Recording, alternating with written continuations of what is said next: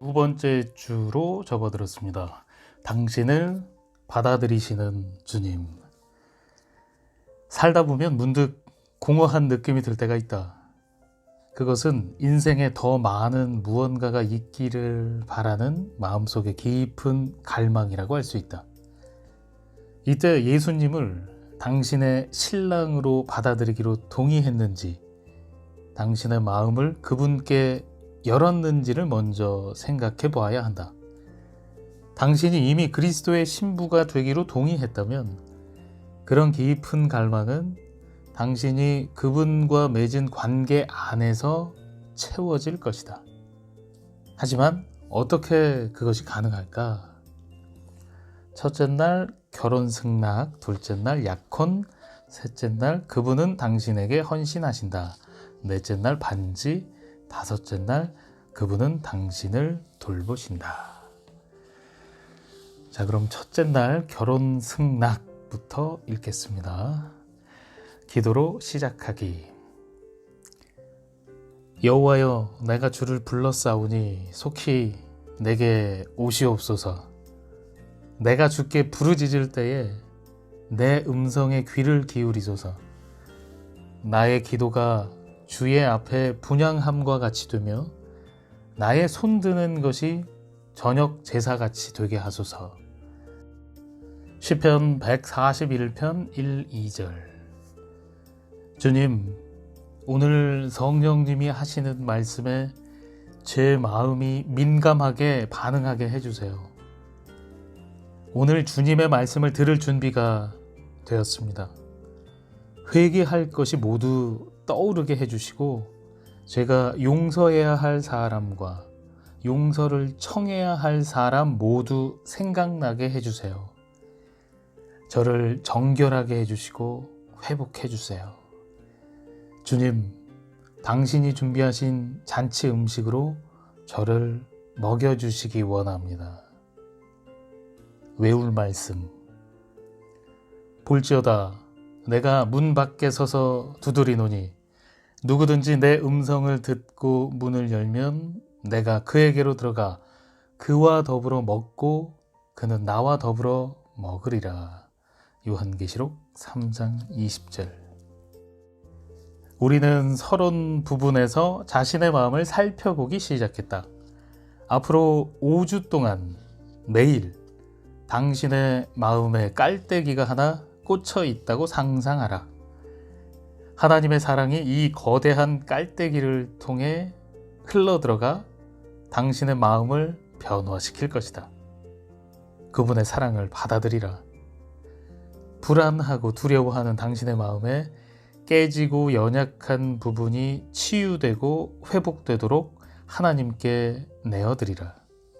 딱딱하게 굳어진 용서하지 못하는 마음이 부드럽게 녹을 수 있도록 하나님께 맡기라. 단단히 잠겨서 지금까지 빛이 닿지 못한 닫힌 문 뒤에 마음속 상처들을 하나님께 내보이라. 용기를 내라.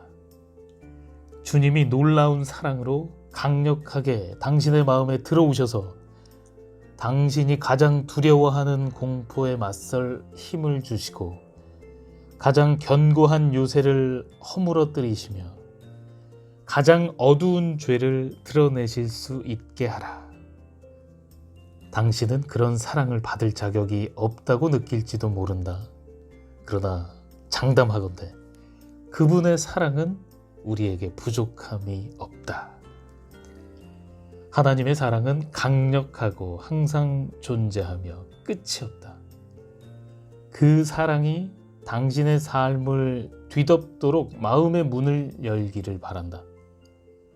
나는 당신이 결국에는 혼란과 곤경에서 해방되어 새로운 삶의 단계로 도약하기를 기도하면서 이 글을 쓰고 있다. 이전의 해로운 사고방식이나 머리에 새겨진 험악한 말들, 여전히 잊히지 않는 고통스러운 사건들, 모든 종류의 충동적이고 파괴적인 행동이 더 이상 당신을 얽매지 않기를 기도한다. 마음을 회복시키시고 새롭게 하시며 소생시키시는 하나님의 능력으로 당신이 완전히 새로운 사람이 되기를 기도한다. 예수님은 당신을 사랑하신다. 나는 자신 있게 말할 수 있다. 성경에 그렇게 쓰여 있기 때문이다. 룻의 승낙. 레위는 손에 은을 들고 있었다. 그는 저축한 돈을 다 끌어모았다. 토라도 팔았다. 그의 할아버지도 부족한 신부대금을 메꾸는 데 사용하려며 결혼 선물로 예비해둔 은을 미리 내주었다. 베냐민은 모든 신부대금을 룻의 빚을 갚는 데 쓸 것이라고 말했다. 신부대금에서 자신을 위해 사용하는 돈은 단 한 푼도 없을 것이다.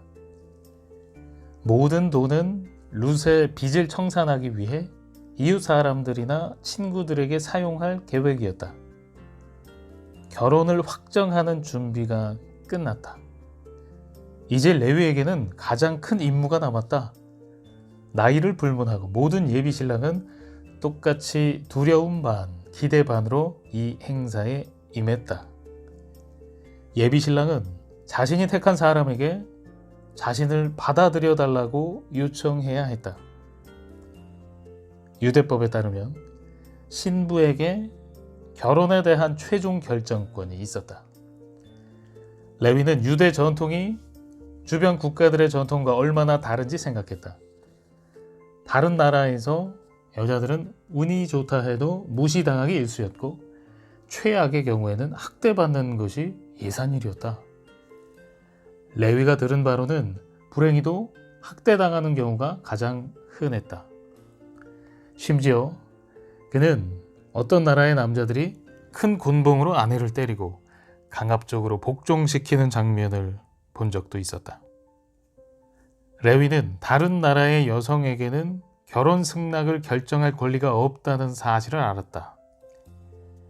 아버지는 딸을 노예처럼 팔기도 했고 정치적 영향력이나 금전적인 이익을 얻기 위해 담보물로 사용하는 일이 비일비재했다. 레위는 그런 행위가 합법화된 강간이나 다름없다고 생각했다. 그들의 관행은 히브리 방식과 전혀 달랐다.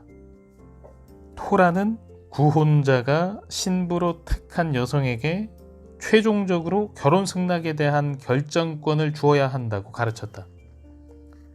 여성이 결혼할 마음이 없다면 강제로 결혼할 필요가 없었다. 유대인 남자의 삶에서 아내라는 명예로운 존재는 하나님과 맺는 관계 다음으로 와야 할 만큼 중요했다. 레위는 아버지가 룻을 입양한 뒤 그녀와 한 지붕 아래 살면서 그녀에게 구혼하는 것이 적절하지 못하다고 생각했다. 그래서 집을 나와 아브람 삼촌 집에서 산 지 벌써 한 달이 되었다. 이제 드디어 행동으로 옮길 시간이 되었다. 룻에게 결혼 승낙을 받아야 할 때였다. 룻은 레위가 집을 나간 이유를 전혀 몰랐다. 레위가 집을 나가자 그에게 관심을 받을 희망이 완전히 사라졌다고 생각했다. 그 마을에 사는 젊은 히브리 여성은 모두 결혼을 꿈꿨지만 룻은 이제 다른 미혼 여성들에게 있는 복이 자신에게는 없다고 단념하기에 이르렀다. 이제 인생에서 더 이상 기대할 것이 아무것도 없었다. 레위도 룻의 마음을 알 길이 없었다. 룻이 베냐민과 요한나의 집에 처음 왔을 때 마음을 활짝 열고 심지어 자신에게 관심을 받으려고 열심히 노력했음을 레위도 알았다. 그런데 지금은 레위가 방에 들어갈 때마다 룻은 항상 고개를 숙이거나 얼굴을 돌리는 것 같았다. 그래서 그는 룻의 손을 잡고 결혼해달라고 청할 엄두가 나지 않았다. 그는 야훼 하나님께 룻이 마음을 열고 자신의 청혼을 받아들이게 해달라고 간구했다. 그러고 나서 그녀를 자상하고도 헌신적으로 사랑하고 돌볼 수 있는 방법을 깨닫는 민감함을 달라고 기도했다. 보통 유대 남성은 자신의 아내를 이런 방식으로 대하라고 배웠다. 그러나 룻이 자신의 사랑을 보여줄 기회를 주지 않는다면 어떻게 해야 할까? 이제 그는 두고 보는 수밖에 없었다. 레위는 결혼 문제에 관한 유대 민족의 법과 관습을 잘 알고 있었다. 그리고 마을의 젊은 사람들은 이러한 유서 깊은 전통을 지켜왔다. 구혼자가 특정한 날을 택해 여자의 가족들에게 자신이 곧 방문할 것을 통보하면서 약혼이 공식화되었다. 그러고 나서 약속한 날에 구혼자가 청혼할 여자 집의 문을 두드렸다. 드디어 결정의 순간이 다가왔다. 이번에는 레위의 청혼을 받은 여성이 그의 미래를 결정해 줄 것이다. 그녀가 문을 열어주고 구혼자를 집으로 들이면 그녀는 이렇게 말하는 것과 같았다. 저는 아버지의 의견에 동의해요. 당신은 훌륭한 사람이자 제게 꼭 맞는 사람이에요. 제 대답은 네예요. 당신의 청혼을 받아들이겠어요. 바로 그 순간 그 구혼자는 신랑이 되어 새 신부와 함께 약혼을 축하하는 식사에 초대될 것이다. 그러나 문을 열어주지 않는다면 그녀의 선택을 존중해 결혼은 성사되지 않는다. 구혼자가 할 수 있는 일은 더 이상 아무것도 없다. 레위는 요한나에게 안식일 이틀 전날 밤인 다음 주 목요일 저녁에 청혼할 예정이라고 알렸다. 그는 어머니에게 이 결혼 신청을 룻에게 알려서 마음의 준비를 하고 더불어 약혼 식사도 준비하게 해달라고 부탁했다. 그리고 자신이 누구인지는 미리 말하지 말 것을 간곡히 부탁했다. 레위는 온 마음을 다해 그날 밤에 문이 열리기를 간절히 바라며 기도했다. 운명의 저녁이 다가왔다. 해질 무렵 레위는 가장 좋은 옷을 입고 마을을 지나 집으로 향했다. 그는 초조한 듯 머리카락을 계속 쓸어넘겼다. 그를 본 몇몇 사람은 무슨 일인지 다 안다는 얼굴로 그에게 미소를 지었다. 그들은 전에도 그런 표정을 본 적이 있었다. 막 결혼 신청을 하러 가는 젊은 남자의 불안한 표정 말이다. 그들은 생각했다. 레위가 드디어 신부를 맞이하는군. 상대는 누굴까? 레위가 룻의 집 앞에 도착했다. 그는 익숙한 대문으로 다가가면서도 자신이 마치 낯선 사람이 된 듯한 묘한 느낌이 들었다. 그는 마음을 안정시키기 위해 하늘을 올려다보며 기도했다. 하나님, 미츠바는 생육하고 번성하라는 당신의 명령입니다. 그리고 결혼으로 하나가 될 때 이 축복이 임합니다. 결혼이라는 새로운 삶의 여정을 떠나는 저에게 오늘 밤이 그 축복의 시작이 되기를 원합니다. 룻에게 온유한 마음을 부어주셔서 저를 받아들이게 해주세요. 요한나는 하루 종일 허둥댔다. 그녀는 당사자인 룻보다 더 흥분했다. 물론 그녀는 그날 밤에 누가 올지 알고 있었다.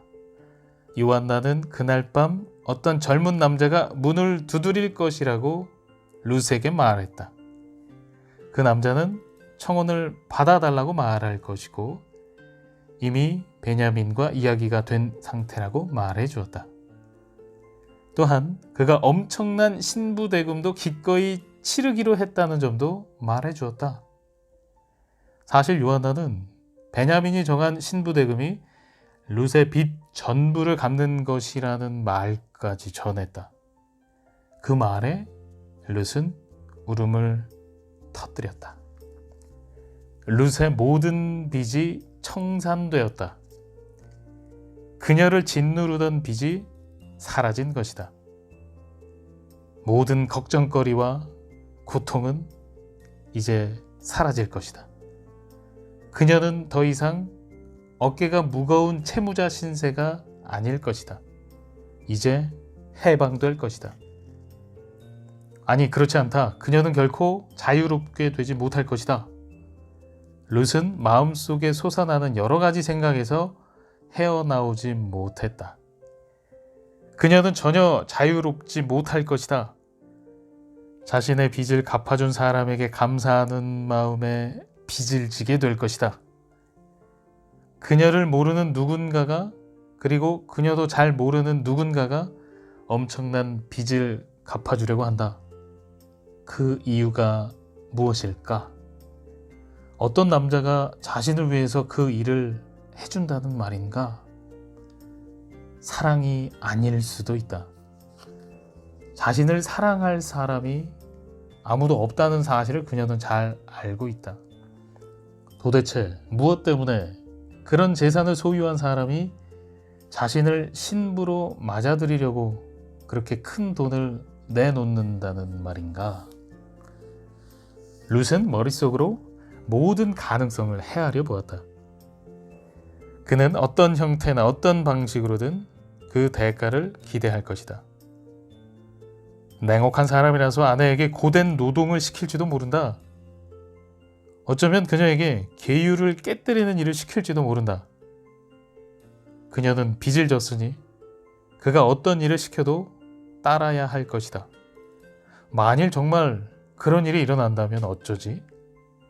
상상만 해도 그녀는 미칠 지경이었다.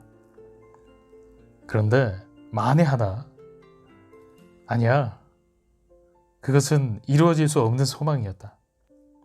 하지만 그 생각이 머리에서 떠나지 않았다. 만일 그 누군가가 그녀가 아는 사람이라면 기꺼이 그녀의 모든 빚을 갚아주고 모든 죄에서 해방해 주려는 그 사람이 룻이 사랑하는 레위일 수도 있을까? 레위가 문을 두드린다면? 아니다. 그건 바보 같은 생각이었다. 그는 마을의 어떤 아가씨라도 아내로 맞을 수 있다. 그런데 왜 굳이 큰 빚을 진 사람을 선택하겠는가? 잘 웃지도 않는 평범한 여자를 선택할 이유가 있을까? 레위일 리가 없다. 다른 사람일 것이다. 이제 룻은 생전 처음 보는 사랑하지도 않는 남자의 청혼을 받아들일 것이다. 그 남자는 그녀에게 청혼하는 유일한 남자일지도 모른다. 룻이 진 빚은 깨끗이 청산될 것이다. 그것으로 충분했다. 이제 그녀와 동생들은 자유로워질 것이다. 그녀가 얼마나 지독하게, 얼마나 필사적으로 진실한 사랑에 굶주려 있는지는 상관이 없다. 룻은 율법에 따라 그 남자와 살 것이다. 그것이 그녀의 의무였다. 룻은 하루 종일 요한나와 약혼 음식을 준비하느라 바빴다. 그녀는 기대감이나 즐거움이 없었기 때문에 모든 일을 기계적으로 했다. 요한나는 몇 번이나 그녀를 자세히 살펴보았다. 이 아이는 어떻게 항상 감정을 완벽하게 통제할 수 있을까? 자신은 너무 흥분되어서 걷잡을 수 없을 지경인데 말이다. 온 집안이 북적거리는 가운데 한 남자가 홀로 집 앞에 도착했다. 레위는 문을 두드리려고 손을 들었다. 그런데 손이 떨리는 바람에 너무 크게 두드리고 말았다. 그는 두 손을 가지런히 모으고 대답을 기다렸다. 그 시간이 마치 영원처럼 길게 느껴졌다. 문 앞으로 나갈 시간이 되자 룻은 머리를 매만지고 앞치마를 벗었다. 그녀는 깊이 숨을 내쉬고 끔찍한 운명을 맞이할 준비를 했다. 룻은 천천히 대문을 열었다. 문 앞에는 룻이 이제까지 본 것 중에서 가장 아름다운 광경이 펼쳐져 있었다. 레위가 두 눈에 불안함을 가득 담고 꽃 한 다발을 들고 서 있었다. 룻의 심장이 걷잡을 수 없이 뛰었다. 기절할 것 같았다. 레위였어. 레위가 왔어. 라는 말만 머릿속에서 맴돌았다. 그녀는 너무나 놀란 나머지 레위를 너무 오랫동안 현관에 세워두고 있다는 사실도 까맣게 잊었다. 마침내 침묵을 깨고 레위가 말했다. 들어가서 당신과 저녁을 먹어도 될까요? 룻은 더 이상 망설일 수 없었다. 한마디 말도 못하고 흐느껴 울면서 레위의 품에 뛰어들었다. 레위가 룻을 꼭 끌어안았을 때 그녀는 흐느끼면서 더듬더듬 말했다. 네. 몇천 번을 말해도 네예요. 신부의 승낙. 엘리에셀이 신부 대금을 치르고 리브가의 가족과 결혼에 대해 합의를 끝낸 후라고 해도 최종 선택권은 리브가에게 있었다. 유대인 여성에게 결혼을 받아들일지 결정할 권리가 있다는 사실을 알았을 때 나는 큰 충격을 받았다. 2000년 전의 젊은 여성이라면 무조건 가족의 명령에 따라야 했으리라고 생각했기 때문이다. 그 당시 유대 주변의 다른 사회에서 여성은 주로 재산으로 인식되었다. 그러나 유대의 결혼 제도를 공부하면서 유대 사회에서 여성이 높은 위치를 차지했다는 사실을 분명히 알게 되었다. 유대 여성은 자신을 신부로 선택하고 신부 대금까지 협상한 남자라 해도 반드시 그 사람과 결혼할 필요는 없었다. 최종적인 결정권은 결혼 신청을 받은 여성에게 있었다. 이제 잠시 멈춰서 선택된 신부에게 결혼 승낙을 받으러 아버지의 집을 떠나 신부의 집으로 가는 또 다른 예비 신랑을 떠올려 보자.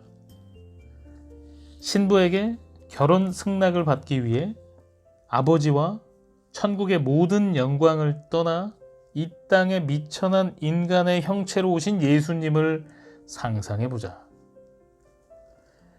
이 말씀은 이미 다들 알고 있을 것이다. 그런데 이 말씀이 당신과 언약 관계를 맺기를 원하시는 예수님의 요청이라는 사실도 아는가? 예수님은 오늘 당신에게 이렇게 말씀하신다.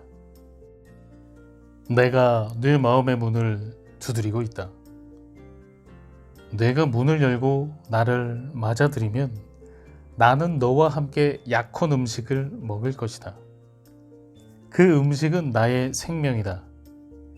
언약 관계 안에서 나는 너와 영원히 함께 있을 것이고 너도 항상 나와 함께 있을 것이다.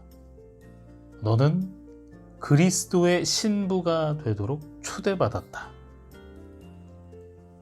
당신은 아직 예수 그리스도께 마음의 문을 열지 않았을지도 모른다. 그저 할머니를 따라 교회에 다녔기 때문에 자신이 그리스도인이라고 생각했을 수 있다. 아니면 자신이 도덕적으로 훌륭하기 때문에 천국에 들어갈 자격이 있다고 여길 수도 있다. 그러나 단언컨대 그것으로는 충분하지 않다. 당신이 그리스도의 가족이며 그분의 신부라는 것과 죽은 뒤에 천국에 가게 된다는 사실을 확실하게 알 수 있는 유일한 방법은 예수 그리스도께 마음의 문을 여는 것뿐이다. 그분만이 당신을 죄에서 정결하게 하실 수 있다. 오직 예수님만이 당신을 완전히 그분의 것으로 만드실 수 있다. 예수님과 관계를 맺고 있다는 사실을 확실히 하기 위해서는 반드시 이렇게 기도해야 한다. 주 예수님, 저는 죄인입니다.